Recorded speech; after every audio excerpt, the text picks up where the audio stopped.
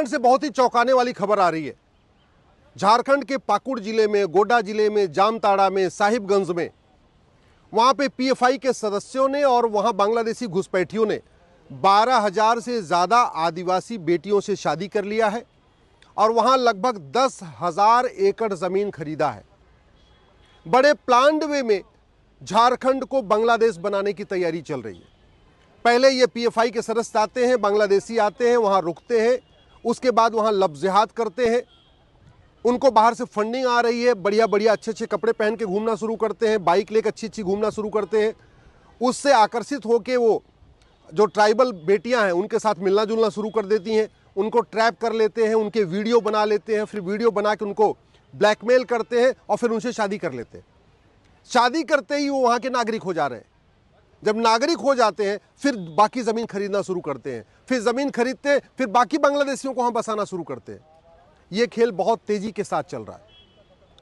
मैं बार बार कह रहा हूँ, अगर लफ्ज़-ए-जिहाद नहीं रोका, लैंड-ए-जिहाद नहीं रोका, धर्मांतरण-ए-जिहाद नहीं रोका, घुसपैठ-ए-जिहाद नहीं रोका, न भारत बचेगा, न भारत की संस्कृति बचेगी, न भारत की परंपरा बचेगी, न भारत का त्यौहार बचेगा, न सनातन धर्म बचेगा, न ये संविधान बचेगा। अगर इसको बचाना है तो हमें इसके लिए कठोर कानून बनाना पड़ेगा। मैंने धर्मांतरण की पीआईएल सुप्रीम कोर्ट में फाइल किया है। हमारी पीआईएल को डिसमिस कराने के लिए 12 पिटीशन आई हैं, 12 पिटीशन आई हैं। इसका मतलब धर्मांतरण बहुत तेजी के साथ हो रहा है। नहीं तो ये जो बड़े बड़े दिग्गज वकील खड़े हो रहे हैं, इनको इतनी फंडिंग नहीं आती कि वो आके हमारी पीआईएल डिसमिस कराने के लिए कहते। लफ्ज़-ए-जिहाद के खिलाफ कठोर कानून बनाने की हमारी जो मांग है, धर्मांतरण रोकने की हमारी जो मांग है, उसका इस तरीके से विरोध हो रहा है, कोर्ट में विरोध हो रहा है कि आप खुद कल्पना कर लीजिए। मैंने 2017 में पीआईएल फाइल करके कहा था कि 5 करोड़ घुसपैठिए आ चुके हैं। अब तो इनकी संख्या 6 करोड़ से ज्यादा हो चुकी है। घुसपैठिए आज भी बॉर्डर पे 2-2 हजार रुपए दे के आ रहे हैं। घुसपैठिए आज भी पूरे देश में हर एक जिले में जहां भी जा रहे हो, वो 2,000 रुपए में आधार बनवा रहे हैं, 2,000 रुपए में राशन कार्ड बनवा रहे हैं, वो 2,000 रुपए में बर्थ सर्टिफिकेट बनवा रहे हैं, वो 3 से 4,000 रुपए में ड्राइविंग लाइसेंस बनवा रहे हैं। तो अगर घुसपैठ रोकना है तो भ्रष्टाचार को देशद्रोह घोषित करना होगा। हमारा चूंकि कानून घटिया है, कानून सड़ा हुआ है, कोर्ट का जल्दी फैसला नहीं आता, इसीलिए झारखंड की भी डेमोग्राफी बदल रही है, बिहार की भी डेमोग्राफी बदल रही है, उत्तर प्रदेश की भी डेमोग्राफी बदल रही है, राजस्थान, हरियाणा, मध्य प्रदेश, छत्तीसगढ़, गुजरात की भी डेमोग्राफी बदल रही है। सरकार किसी की भी हो, मुख्यमंत्री कोई भी हो, डीएम कलेक्टर कोई भी हो, कोई फर्क नहीं पड़ रहा है। घुसपैठिए अपना काम कर रहे हैं, धर्मांतरण कराने वाले अपना काम कर रहे हैं, जो लफ्ज़-ए-जिहाद, लैंड-ए-जिहाद वाले अपना काम कर रहे हैं। और उसका सबसे बड़ा कारण है इनकी फंडिंग नहीं बंद हुई है। इनकी हवाला की फंडिंग आज भी आ रही है। जो झारखंड में हुआ है, जो 10,000 एकड़ जमीन खरीदी है, कहां से आया पैसा? खाड़ी देशों से हवाला के जरिए आ रहा है। जो भारत में ड्रग्स-ए-जिहाद चल रहा है, जो ड्रग स्मगलिंग हो रही है, उससे जो पैसा कमाया जाता है वो ही इन पीएफआई के सदस्यों को दिया जाता है, वो बांग्लादेशी घुसपैठियों को बसाने के काम आता है। अगर ये 10,000 एकड़ जमीन जो खरीदी गई झारखंड में, अगर इसकी ढंग से जांच हो, इनका narco polygraph brain mapping test करके पूछा जाए कि जमीन तुमने कैसे खरीदी, पैसा कहां से आया, ये सब उगल देंगे कि इनको पैसा कहां से मिला। ये भारत को बर्बाद करने के लिए जो 2010 में कांग्रेस ने कानून बनाया था, एफसीआरए, वो कानून आज भी चल रहा है। इसलिए विदेशी फंडिंग आज भी नहीं रुक रही है और बाकायदा एनजीओज को फंडिंग आ रही है, देश विरोधी एनजीओज को फंडिंग आ रही है एफसीआरए के जरिए, देश विरोधी पत्रकारों को फंडिंग आ रही है, देश विरोधी पार्षदों, प्रधानों को फंडिंग आ रही है, देश विरोधी सांसदों, विधायकों को फंडिंग आ रही है, देश विरोधी नेताओं को फंडिंग आ रही है, अभिनेताओं को फंडिंग आ रही है, लेखकों को फंडिंग आ रही है, बुद्धिजीवियों को फंडिंग आ रही है, पत्रकारों को भी फंडिंग आ रही है, कलमकारों को भी फंडिंग आ रही है, यूट्यूबरों को भी फंडिंग आ रही है। ये जब तक फंडिंग नहीं रुकेंगे तब तक इनको जो कवर फायर देते हैं ना, अपने भाषणों के माध्यम से कवर फायर देना नहीं बंद करेंगे। फंडिंग हो जाए ये कवर फायर देना बंद कर देंगे। जब तक हवाला नहीं बंद होगा, फंडिंग नहीं बंद होगी, फंडिंग नहीं बंद होगी, न लफ्ज़-ए-जिहाद बंद होगा, न लैंड-ए-जिहाद बंद होगा, न धर्मांतरण रुकेगा, न घुसपैठ रुकेगी।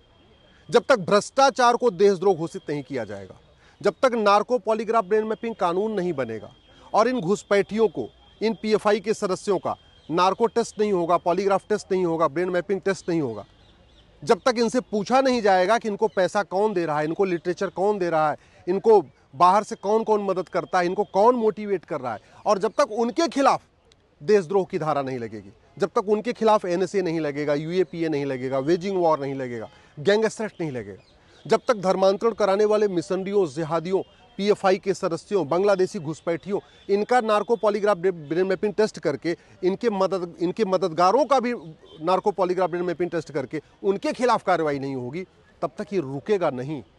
हम बहुत बड़ी गलतफहमी में जी रहे हैं। हाईवे बनाने से, एक्सप्रेसवे बनाने से, रेलवे बनाने से, सड़क बनाने से देश सुरक्षित नहीं होता। देश सुरक्षित होता है कानून का खौफ पैदा करने से। हमारा कानून भी गड़बड़ है, न्यायिक व्यवस्था में बहुत टाइम लग रहा है। टाइम इसलिए लग रहा है, यहाँ तारीख पे तारीख ज़्यादा होती है, गवाहों के बयान में सालों साल लग जाते हैं। क्यों हम इतना गवाहों के बयान में सालों साल खर्च कर रहे हैं? टेक्नोलॉजी का उपयोग क्यों नहीं कर रहे हैं? क्यों नहीं हम नार्को पॉलीग्राफ ब्रेन मैपिंग कानून बना के इन घुसपैठियों का, इन पीएफआई के सदस्यों का टेस्ट करके पता कर लेते हैं? पूरी सच्चाई क्यों नहीं पता कर ले रहे?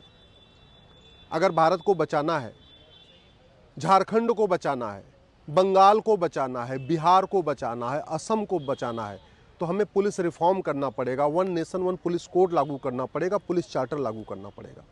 अगर भारत को बचाना है, असम, बंगाल, बिहार, झारखंड, उड़ीसा, इनको बचाना है, तो हमें one nation one administrative code लागू करना पड़ेगा, पुलिस चार्टर लागू करना पड़ेगा, एडमिनिस्ट्रेटिव चार्टर लागू करना पड़ेगा, सिटीजन चार्टर लागू करना पड़ेगा, झूठी गवाही को गंभीर अपराध घोषित करना पड़ेगा।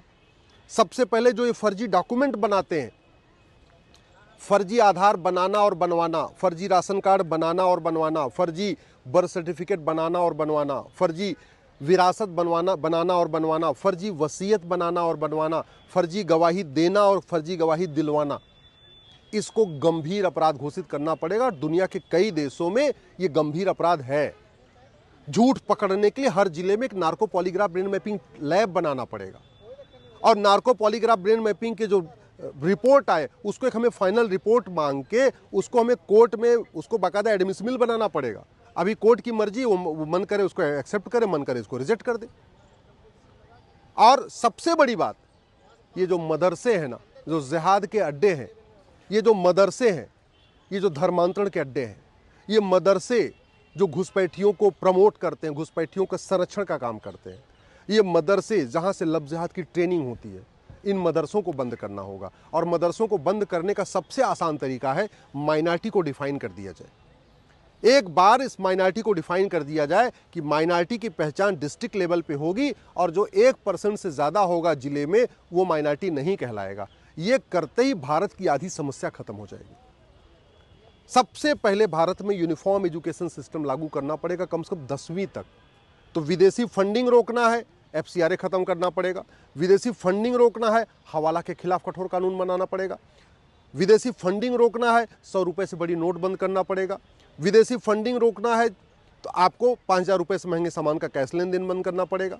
जो भारत के अंदर ब्लैक मनी जनरेट हो रही है ड्रग स्मगलिंग से, उसको रोकना है तो जो एनडीपीएस एक्ट है, इसको ड्रग स्मगलिंग वाला कानून, इसको बदलना पड़ेगा। नशा तस्करों को फांसी देने के लिए कानून बनाना पड़ेगा। आपको जो जिस तरीके से आदिवासी बच्चियों को किडनैप किया जाता है, किडनैप करके बाद में उनको निकाह करके उनको फिर उनके ज़मीन पे कब्जा कर लिया जाता है, तो आपको ह्यूमन ट्रैफिकिंग को, मानव तस्करी को भी मृत्यु दंड इस पर प्रावधान रखना पड़ेगा। जो लोग झूठे डॉक्यूमेंट बनवा रहे हैं, इसको आपको गंभीर अपराध घोषित करना पड़ेगा। झूठे डॉक्यूमेंट बनाने और बनवाने को गंभीर अपराध घोषित करना पड़ेगा। समाधान इसका कानून है, समाधान इसका पुलिस रिफॉर्म है, समाधान इसका जुडिशियल रिफॉर्म है, समाधान इसका टैक्स रिफॉर्म है, समाधान इसका इलेक्शन रिफॉर्म है, समाधान इसका एजुकेशन रिफॉर्म है। नहीं तो ये पीएफआई के लोग जो झारखंड में 10,000 एकड़ ज़मीन खरीदे हैं, ये कल को प्रधान भी बनेंगे और बन रहे हैं। झारखंड में बड़ी मात्रा में पीएफआई के लोग, बांग्लादेशी घुसपैठिए वहाँ ग्राम पंचायत में चुन के आ रहे हैं, पार्षद बन रहे हैं, प्रधान बन रहे हैं। वो सारा का सारा जो आदिवासी हैं, उनके भोलेपन का फ़ायदा उठा रहे हैं, और सरकार कुछ नहीं कर रही, हाथ पे हाथ रख के बैठी हुई है। सरकार कर भी नहीं सकती, अगर कुछ करेगी तो कोर्ट में सज़ा नहीं दिलवा पाएगी, क्योंकि कानून पुराने चल रहे हैं। मैं कई बार कह चुका हूँ, फिर रिपीट कर रहा हूँ, अफ़गानिस्तान से ख़त्म हुए, पाकिस्तान से ख़त्म हुए, बांग्लादेश से ख़त्म हो रहे हैं, मालदीव से ख़त्म हो गए, भारत के 9 राज्यों से ख़त्म हो चुके हैं, 800 जिलों में से 200 जिलों में ख़त्म हो चुके हैं, 6000 तहसीलों में से 1500 तहसीलों में ख़त्म हो चुके हैं। बॉर्डर पे जो 300 तहसीलें हैं, उसमें 300 की 300 तहसीलों में ख़त्म हो चुके हैं। और अभी भी लब जिहाद के कारण, लैंड जिहाद के कारण, ड्रग जिहाद के कारण, घुसपैठ जिहाद के कारण, धर्मांतरण जिहाद के कारण, जनसंख्या जिहाद के कारण तेजी से घट रहे हैं। चाहे वो आपका असम हो, चाहे वो आपका पश्चिम बंगाल हो, चाहे आपका झारखंड हो, चाहे आपका उड़ीसा हो, चाहे आपका छत्तीसगढ़ हो, चाहे उत्तर प्रदेश हो या मध्य प्रदेश हो, XYZ कोई भी राज्य उठा के देख लीजिए, ऐसा कोई जिला नहीं है जिसकी डेमोग्राफी पिछले 25 साल में नहीं बदली है। और विश्वास नहीं है तो अपने गांव की, अगर आप गांव में रहते हैं, अपने ग्राम सभा की वर्तमान वोटर लिस्ट और 25 साल पुरानी वोटर लिस्ट चेक कर लीजिए। अपने अगर आप शहर में रहते हैं, अपने वार्ड की वर्तमान वोटर लिस्ट और 25 साल पुरानी वोटर लिस्ट चेक कर लीजिए। आप अपने विधानसभा की वर्तमान वोटर लिस्ट और 25 साल पुरानी वोटर लिस्ट चेक कर लीजिए। अपने लोकसभा की वर्तमान वोटर लिस्ट और 25 साल पुरानी वोटर लिस्ट चेक कर लीजिए। एक बात याद रखिएगा, सांसद विधायक बदलने से कोई समस्या ठीक नहीं होगी, कलेक्टर कप्तान बदलने से कोई समस्या ठीक नहीं होगी। समस्या ठीक होगी कठोर कानून बनाने से, स्पीडी जस्टिस सिस्टम लागू करने से, जस्टिस विद इन ईयर लागू करने से, 100% प्रॉपर्टी जब्त करने, नागरिकता खत्म करने, आजीवन कारावास और फांसी देने के लिए कानून बनाने से। यही समाधान है, नहीं तो हम लगातार घटेंगे और जहाँ जहाँ घटे हैं वहाँ वहाँ कटे हैं, जब जब घटे हैं तब तब कटे हैं और लगातार घट रहे हैं, इसका मतलब आने वाले टाइम में भी कटेंगे।